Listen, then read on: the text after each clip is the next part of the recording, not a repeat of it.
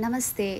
ಇವತ್ತು ನಮ್ಮ ಮನೆಯಲ್ಲಿ ತುಂಬ ಟೇಸ್ಟಿಯಾಗಿ ಮಾಡುವಂಥ ಉಪ್ಸಾರು ಖಾರ ನಾವು ಯಾವ ರೀತಿ ಮಾಡ್ತೀವಿ ಅನ್ನೋದ್ರ ಬಗ್ಗೆ ಒಂದು ವಿಡಿಯೋನ ನಾನು ಮಾಡಿದ್ದೀನಿ. ನಿಮಗೂ ಇಷ್ಟ ಆದರೆ ನೀವು ಮನೇಲಿ ಟ್ರೈ ಮಾಡಿ. ನಮ್ಮ ಮನೇಲಿ ಇವತ್ತು ಏನು ಸ್ಪೆಷಲ್ಲು ಅಂದರೆ ರಾಗಿ ಮುದ್ದೆ, ಹುಳ್ಳಿಕಾಳು ಉಪ್ಸಾರು ಮತ್ತು ಉಪ್ಸಾರು ಖಾರ. ಪಕ್ಕ ಮಂಡ್ಯ ಸ್ಟೈಲ್ ಊಟ ಇವತ್ತು ನಮ್ಮ ಮನೇಲಿ.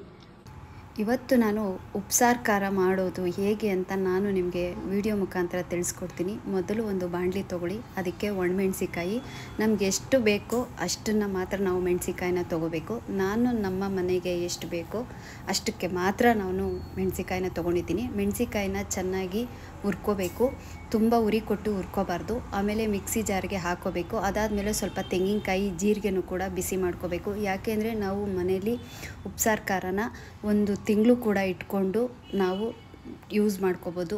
ಮಿಕ್ಸಿ ಜಾರ್ಗೆ ಮೆಣಸಿಕಾಯಿ, ಸ್ವಲ್ಪ ಹುಣಸೆಹಣ್ಣು, ತೆಂಗಿನಕಾಯಿ ಮತ್ತು ಜೀರಿಗೆ ಇಷ್ಟನ್ನು ಹಾಕಿ ಚೆನ್ನಾಗಿ ಗ್ರೈಂಡ್ ಮಾಡ್ಕೋಬೇಕು. ಅದಾದಮೇಲೆ ಸ್ವಲ್ಪ ಮೆಣಸನ್ನ ಹಾಕ್ಕೋಬೇಕು, ಸ್ವಲ್ಪ ನೀರು ಕೂಡ ಹಾಕ್ಕೋಬೇಕು. ಜಾಸ್ತಿ ನೀರು ಹಾಕ್ಬಾರ್ದು, ಯಾಕೆಂದರೆ ನಾವು ತುಂಬ ದಿನ ಇಟ್ಕೊಳ್ತೀವಲ್ಲ, ಅಳಿಸೋಗ್ಬಿಟ್ಟು. ಮೆಣಸಿಕಾಯಿ ಮತ್ತು ತೆಂಗಿನಕಾಯಿನ ಚೆನ್ನಾಗಿ ನುಣ್ಣಗೆ ರುಬ್ಕೋಬೇಕು. ಅದಾದಮೇಲೆ ಸ್ವಲ್ಪ ಬೆಳ್ಳುಳ್ಳಿ, ನಮ್ಗೆ ಎಷ್ಟು ಬೇಕೋ ಅಷ್ಟು ನಮ್ಮ ಅಳತೆ ನೋಡಿಕೊಂಡು ನಾವು ಬೆಳ್ಳುಳ್ಳಿನ ಹಾಕ್ಕೋಬೇಕು. ನಾನು 2 ಗೆಡ್ಡೆ ಬೆಳ್ಳುಳ್ಳಿ ಹಾಕಿದ್ದೀನಿ. ರುಚಿಗೆ ತಕ್ಕಷ್ಟು ಉಪ್ಪು ಮತ್ತು ಸ್ವಲ್ಪ ಕೊತ್ತಂಬರಿ ಸೊಪ್ಪು, ಕರಿಬೇವಿನ ಸೊಪ್ಪು ಇಷ್ಟನ್ನು ಹಾಕಿ ಚೆನ್ನಾಗಿ ಗ್ರೈಂಡ್ ಮಾಡ್ಕೋಬೇಕು. ಲಾಸ್ಟಲ್ಲಿ ನಾವು ಕೊತ್ತಂಬರಿ ಸೊಪ್ಪು ಹಾಕಿದ್ರೆ ತುಂಬಾ ಚೆನ್ನಾಗಿರುತ್ತೆ.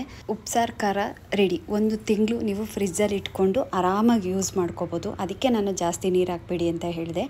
ಉಪ್ಸಾರು ಖಾರನ ನಾವು ಆಡಿಸಿರುವಂಥ ಜಾರಲ್ಲಿ ಇರುತ್ತಲ್ಲ ಖಾರ ಎಲ್ಲ, ಅದಕ್ಕೆ ನಾನೇನು ಮಾಡ್ತೀನಿ ಅಂದರೆ 2 ಟೊಮೊಟೊನ ಕಟ್ ಮಾಡಿಕೊಂಡು ಮಿಕ್ಸಿ ಜಾರಲ್ಲಿ ಗ್ರೈಂಡ್ ಮಾಡ್ಕೋತೀನಿ. ಖಾರದ ಜೊತೆ ಟೊಮೊಟೊ ಹಾಕಿ ಗ್ರೈಂಡ್ ಮಾಡ್ಕೋತೀನಿ. ಅದಾದಮೇಲೆ ನೆಕ್ಸ್ಟು ನಾನು ಹುಳ್ಳಿಕಾಳು ಉಪ್ಸಾರು ಒಗ್ಗರಣೆ ಮಾಡೋಣ ಅಂಥೇಳಿ ಮೊದಲು ಹುಳ್ಳಿಕಾಳನ್ನ ಚೆನ್ನಾಗಿ ತೊಳೆದಿಟ್ಕೊಂಡು ನಾನು ಕುಕ್ಕರ್ಗೆ ಹಾಕ್ತಿದ್ದೀನಿ. ಒಂದು 2-3 ವಿಸಲ್ ಬಂದರೆ ಸಾಕು. ಹುಳ್ಳಿಕಾಳನ್ನ ಜಾಸ್ತಿ ಬೇಯಿಸ್ಬಿಟ್ರೆ ನಾವು ನೆಕ್ಸ್ಟು ಒಗ್ಗರಣೆ ಮಾಡಬೇಕಾದ್ರೆ ಕಲಸೋಗ್ಬಿಡುತ್ತೆ. ಹಾಗಾಗಿ ನೋಡಿಕೊಂಡು ಒಂದು 2 ವಿಸಲ್ ಕೂಗಿಸಿದ್ರೂ ಸಾಕು, ಚೆನ್ನಾಗಿ ಬೆಂದಿರುತ್ತೆ. ಹುಳ್ಳಿಕಾಳು ಒಗ್ಗರಣೆ ಮಾಡ್ಕೊಳ್ಳೋಕ್ಕೆ ಈರುಳ್ಳಿ, ಕೊತ್ತಂಬರಿ ಸೊಪ್ಪು, ಹಸಿರು ಮೆಣಸಿಕಾಯಿ, ತೆಂಗಿನಕಾಯಿ ಇಷ್ಟನ್ನು ರೆಡಿ ಮಾಡಿಕೊಂಡೆ. ಹುಳ್ಳಿಕಾಳು ತುಂಬ ಚೆನ್ನಾಗಿ ಬೆಂದಿದೆ. ಅದನ್ನು ನಾನು ಇವಾಗ ಸಪ್ರೇಟ್ ಮಾಡ್ಕೊತಿದ್ದೀನಿ. ಹುಳ್ಳಿಕಾಳು ಸಪ್ರೇಟು ಬೆಂದಿರೋದು ಮತ್ತು ಅದರಿಂದ ಬೆಂದು ನೀರು ಬಿಟ್ಟಿರೋದನ್ನ ಸಪ್ರೇಟ್ ಮಾಡ್ಕೊತೀನಿ. ಒಗ್ಗರಣೆ ಮಾಡುವಾಗ ನಮ್ಗೆ ಇನ್ನೂ ಟೇಸ್ಟ್ ಬರಬೇಕು ಅಂದರೆ ಸ್ವಲ್ಪ ತೆಂಗಿನಕಾಯಿ, 2 ಹಸಿರು ಮೆಣಸಿಕಾಯಿನ ಹಾಕಿ ಚೆನ್ನಾಗಿ ರುಬ್ಕೋಬೇಕು. ಒಗ್ಗರಣೆಗೆ ನಾನು ಈರುಳ್ಳಿ, ಹಸಿರು ಮೆಣಸಿಕಾಯಿ ಮತ್ತು ಕರಿಬೇವಿನ ಸೊಪ್ಪು, ಒಂದು ಸ್ವಲ್ಪ ತೆಂಗಿನಕಾಯಿನ ರೆಡಿ ಮಾಡಿಕೊಂಡು ನಾನು ಈಗ ಒಗ್ಗರಣೆನ ಮಾಡ್ತಿದ್ದೀನಿ. ಒಗ್ಗರಣೆಗೆ ಈಗ ರೆಡಿ ಆಯಿತು. ಒಗ್ಗರಣೆನೂ ಕೂಡ ಮಾಡಿದೆ. ತುಂಬ ಚೆನ್ನಾಗಿ ಒಗ್ಗರಣೆ ಬಂದಿದೆ.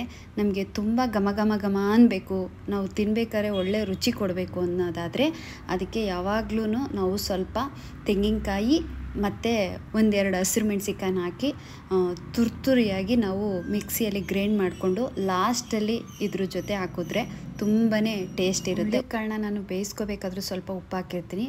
ಒಗ್ಗರಣೆ ಮಾಡಬೇಕಾದ್ರೂ ಫೈನಲಾಗಿ ನಾನು ಟೇಸ್ಟ್ ನೋಡಿ ಉಪ್ಪು ಹಾಕೋತೀನಿ. ಹುಳ್ಳಿಕಾಳು ಒಗ್ಗರಣೆ ರೆಡಿ. ಉಪ್ಸಾರಂತೂ ರೆಡಿ ಆಯಿತು. ಬಿಸಿ ಬಿಸಿ ಮುದ್ದೆ, ಉಪ್ಸಾರು, ಖಾರ, ಹುಳ್ಳಿಕಾಳು ಪಲ್ಯ, ಸ್ವಲ್ಪ ನಿಂಬೆ ಹುಳಿ, ಸ್ವಲ್ಪ ತುಪ್ಪ ಹಾಕ್ಕೊಂಡು ತಿಂತಾಯಿದ್ರೆ ಅಮೃತ. ನೀವು ಕೂಡ ಮನೇಲಿ ಟ್ರೈ ಮಾಡಿ. Thank you.